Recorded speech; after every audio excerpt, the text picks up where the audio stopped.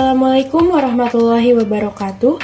Perkenalkan, saya Friska Saskia dari kelas 11 MIPA 5 SMA Negeri 4 Tasikmalaya. Pada kesempatan kali ini, saya akan menyampaikan materi PPKN, yaitu tentang memperkukuh persatuan dan kesatuan bangsa dalam Negara Kesatuan Republik Indonesia. Oke, sebab pembahasan yang akan saya bahas kali ini, yaitu yang pertama ada makna persatuan dan kesatuan, yang kedua, kehidupan bernegara dalam konsep NKRI, yang ketiga, faktor pendorong dan penghambat persatuan dan kesatuan bangsa Indonesia, yang keempat, perilaku yang menunjukkan sikap menjaga keutuhan NKRI. Sebelum mempelajari persatuan dan kesatuan dalam negara Indonesia, terlebih dahulu kita harus mengetahui bahwa bangsa Indonesia adalah bangsa yang sangat beragam, sebagai negara kepulauan yang terbentang dari Sabang sampai Merauke. Bangsa Indonesia memiliki suku, agama, ras, golongan, etnik, dan juga budaya yang sangat beraneka ragam. Keberagaman bangsa Indonesia tersebut bagaikan pedang bermata dua. Di satu sisi, itu merupakan potensi dan juga kekayaan bangsa yang dapat digali. Namun, di sisi lain, itu juga dapat menyebabkan masalah bagi bangsa Indonesia, misalnya seperti muncul konflik dan perpecahan. Oke, kita masuk ke pembahasan yang pertama, yaitu makna persatuan dan kesatuan bangsa. Untuk memahami makna sesuatu, terlebih dahulu harus dipahami dulu konsep-konsepnya. Jika kita analisis, dalam substansi persatuan dan kesatuan bangsa itu terdapat sejumlah konsep dasar. Di antaranya adalah persatuan, kesatuan, bangsa, integrasi nasional, nasionalisme, dan patriotisme. Persatuan dan kesatuan bangsa diwujudkan dalam semboyan pada lambang negara Republik Indonesia, yaitu Bhinneka Tunggal Ika, yang keberadaannya berdasarkan pada PP nomor 66 tahun 1951 mengandung arti beraneka tetapi satu.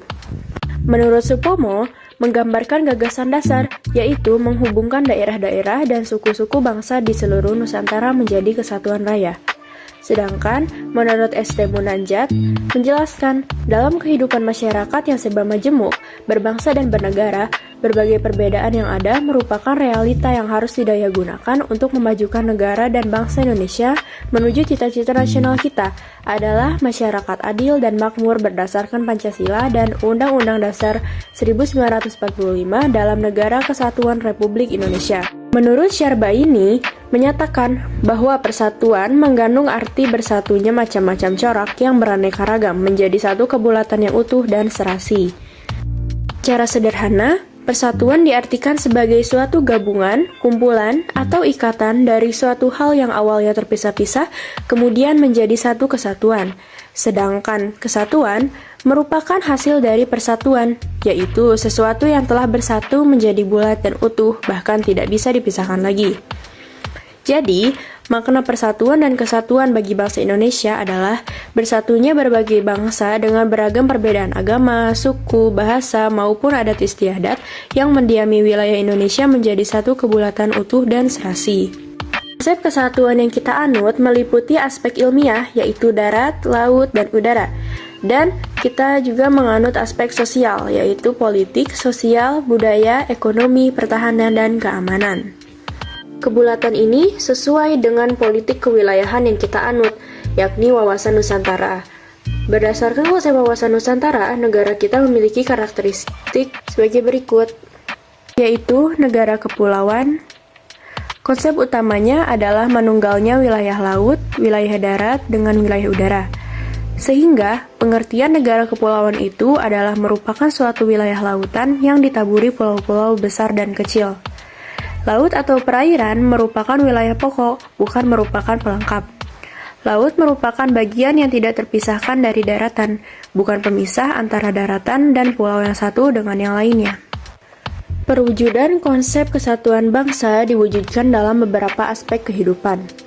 Yang pertama, perwujudan Kepulauan Nusantara sebagai satu kesatuan politik. Bahwa seluruh wilayah Indonesia dengan segala isi dan kekayaannya merupakan satu kesatuan wilayah, wadah, ruang lingkup, dan kesatuan mitra seluruh bangsa.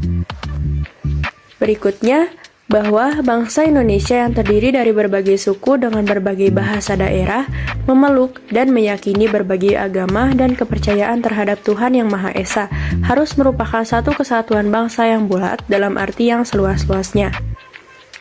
bahwa secara psikologis, bangsa Indonesia harus merasa satu, senasib, sepenanggungan, sebangsa dan setanah air, serta mempunyai satu tekad dalam mencapai cita-cita bangsa. Bahwa Pancasila adalah satu-satunya falsafah serta ideologi bangsa dan negara yang melandasi, membimbing, dan mengarahkan bangsa menuju tujuan nasional negara. Kehidupan politik di seluruh wilayah Nusantara merupakan satu kesatuan politik yang diselenggarakan berdasarkan Pancasila dan Undang-Undang Dasar Negara Republik Indonesia tahun 1945. Bahwa seluruh kepulauan Nusantara merupakan kesatuan hukum, hanya ada satu hukum, yaitu hukum nasional. Bangsa Indonesia hidup berdampingan dengan bangsa lain, ikut menciptakan ketertiban dunia berdasarkan kemerdekaan, perdamaian abadi, dan keadilan sosial melalui politik luar negeri bebas aktif. Yang kedua, perwujudan Kepulauan Nusantara sebagai satu kesatuan ekonomi. Bahwa kekayaan wilayah Nusantara adalah modal dan milik bersama bangsa, dan bahwa keperluan hidup sehari-hari harus tersedia merata di seluruh wilayah tanah air. Tingkat perkembangan ekonomi harus serasi dan seimbang di seluruh daerah, tanpa meninggalkan ciri-ciri khas yang dimiliki oleh daerah-daerah dalam mengembangkan ekonominya. Kehidupan perekonomian di seluruh wilayah Nusantara merupakan satu kesatuan ekonomi yang diselenggarakan sebagai usaha bersama berdasar atas asas kekeluargaan dan ditujukan bagi kemakmuran rakyat. Yang ketiga, perwujudan Kepulauan Nusantara sebagai satu kesatuan sosial budaya. Bahwa masyarakat Indonesia adalah satu. Peri kehidupan bangsa harus merupakan kehidupan yang serasi dengan terdapatnya tingkat kemajuan masyarakat yang sama, merata, dan seimbang, serta adanya keselarasan hidupan yang sesuai dengan kemajuan bangsa. Bahwa budaya Indonesia pada hakikatnya adalah satu. Sedangkan corak ragam budaya yang ada menggambarkan kekayaan budaya yang menjadi modal dan landasan pengembangan budaya bangsa seluruhnya, yang hasil-hasilnya dapat dinikmati oleh seluruh bangsa Indonesia. Yang keempat, perwujudan Kepulauan Nusantara sebagai satu kesatuan pertahanan keamanan. Bahwa ancaman terhadap satu daerah pada hakikatnya merupakan ancaman bagi seluruh bangsa dan negara. Bahwa tiap-tiap warga negara mempunyai hak dan kewajiban yang sama di dalam pembelaan negara. Pembahasan selanjutnya yaitu tentang kehidupan bernegara dalam konsep Negara Kesatuan Republik Indonesia. Konsep NKRI menurut UUD Negara Republik Indonesia tahun 1945, yaitu perubahan Undang-Undang Dasar Negara Republik Indonesia tahun 1945 mengukuhkan keberadaan Indonesia sebagai negara kesatuan dan menghilangkan keraguan terhadap pecahnya Negara Kesatuan Republik Indonesia.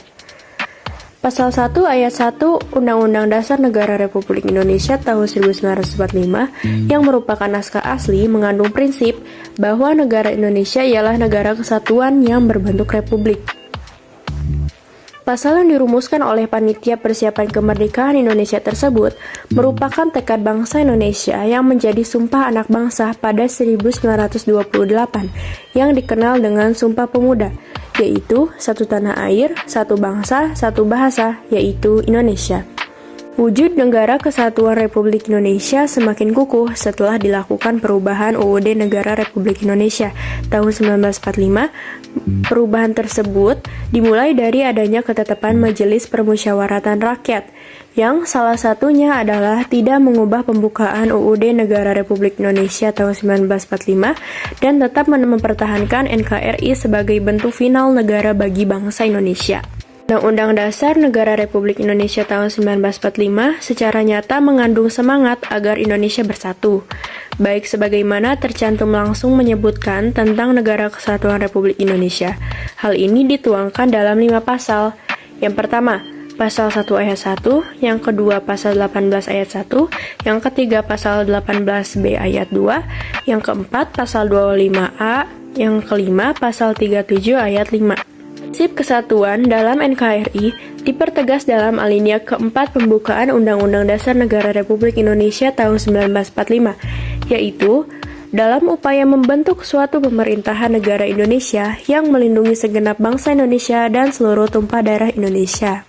Makna negara Indonesia juga dapat dipandang dari segi kewilayahan.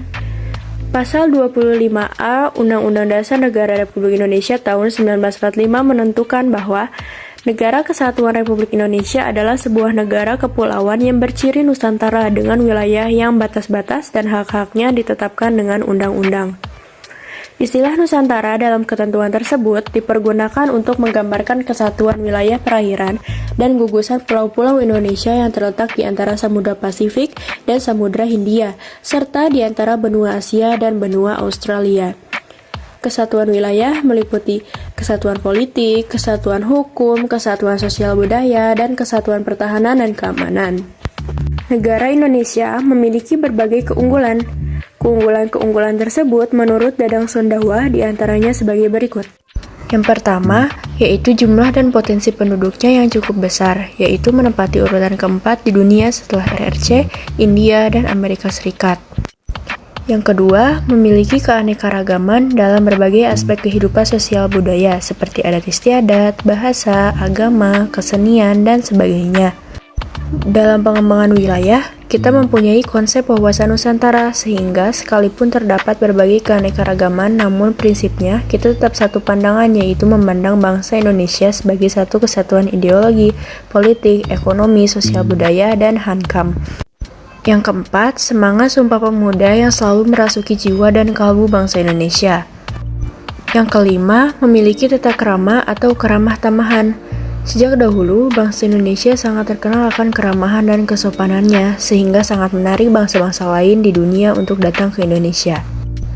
Lanjut, letak wilayahnya yang amat strategis, yaitu di posisi silangan dunia, sehingga membuat Indonesia menjadi wilayah yang amat ramai dan mudah untuk dikunjungi dan disinggahi oleh bangsa-bangsa lain. Keindahan alam Indonesia tidak diasingkan lagi, misalnya pantai-pantai di Bali, Sumatera, Jawa Barat. Keanekaragaman flora dan faunanya membuat bangsa Indonesia juga sering dikunjungi oleh bangsa-bangsa lain. Salah satu keajaiban dunia juga ada di Indonesia loh, yaitu Candi Borobudur yang tidak sedikit menarik wisatawan untuk datang ke Indonesia. Lalu wilayahnya yang sangat luas. Dan yang terakhir, tanahnya amat subur dan kaya akan sumber alam. Oke, lanjut ke pembahasan berikutnya, yaitu faktor pendorong dan penghambat persatuan dan kesatuan bangsa Indonesia. Kita bahas faktor-faktor pendorong persatuan dan kesatuan bangsa terlebih dahulu. Yang pertama, ada rasa senasib seperjuangan. Bangsa Indonesia pernah mengalami sejarah yang kelam di masa lalu, terutama zaman kolonialisme selama 350 tahun hingga mendapatkan kemerdekaan pada 17 Agustus 1945. Berkat perjuangan yang dilakukan oleh setiap elemen masyarakat. Rasa senasib seperjuangan di masa lalu hendaknya terbawa sampai dengan masa sekarang, menjadi salah satu faktor pendorong untuk mewujudkan persatuan dan kesatuan. Selanjutnya adalah pemaknaan ideologi nasional. Ideologi nasional negara kita Indonesia adalah Pancasila. Sebagai ideologi nasional, Pancasila tidak dapat digantikan oleh ideologi manapun. Pemaknaan ideologi nasional yaitu Pancasila dilakukan melalui implementasi nilai-nilai Pancasila dalam kehidupan sehari-hari, seperti saling menghormati, baik sesama teman, tetangga, maupun saudara yang memiliki agama dan kepercayaan yang berbeda, tidak memaksakan atau mencampuri suatu agama kepada orang lain, bekerja sama dan saling tolong-menolong. Lanjut, keinginan untuk bersatu. Indonesia yang merupakan negara kepulauan di mana memiliki banyak pulau yang tersebar di wilayah Indonesia tentunya membutuhkan strategi tersendiri untuk mempersatukan setiap pandangan yang berkembang di masyarakat pulau tersebut. Salah satu pendorong untuk memperkuatkan seluruh Nusantara yang memiliki karakteristik masing-masing daerah adalah lahirnya Sumpah Pemuda. Sumpah Pemuda yang lahir pada 28 Oktober 1928 adalah tonggak awal timbulnya persatuan Indonesia dalam sejarah kemerdekaan Indonesia. Lanjut, antisipasi ancaman dari luar. Walaupun Indonesia sudah merdeka selama 71 tahun, bukan tidak mungkin ancaman dari luar itu masuk ke Indonesia. Ancaman-ancaman dari luar di era globalisasi sekarang ini tidak dapat diartikan sebagai ancaman yang menjajah seperti pada masa kemerdekaan Indonesia. Oleh karena itu, untuk mengantisipasi ancaman dari luar, dalam kaitannya dengan bahaya globalisasi dan modernisasi, integrasi nasional perlu diwujudkan di setiap lapisan masyarakat yang ada tinggal di wilayah Indonesia. Selanjutnya, kemampuan dan kesadaran bangsa dalam mengelola perbedaan-perbedaan sara dan keanekaragaman budaya dari adat istiadat yang tumbuh dan berkembang di wilayah Nusantara. Perbedaan-perbedaan itu bukanlah sebagai suatu hal yang harus dipertentangkan, akan tetapi harus diartikan sebagai kekayaan dan potensi bangsa. Lalu, ada juga faktor-faktor penghambat persatuan dan kesatuan bangsa, yaitu kebinekaan atau keberagaman pada masyarakat Indonesia. Keberagaman tersebut dapat mengakibatkan munculnya perbedaan pendapat yang memicu lepas kendali, tumbuhnya perasaan kedaerahan yang berlebihan yang dapat memicu terjadinya konflik antar daerah atau antar suku bangsa.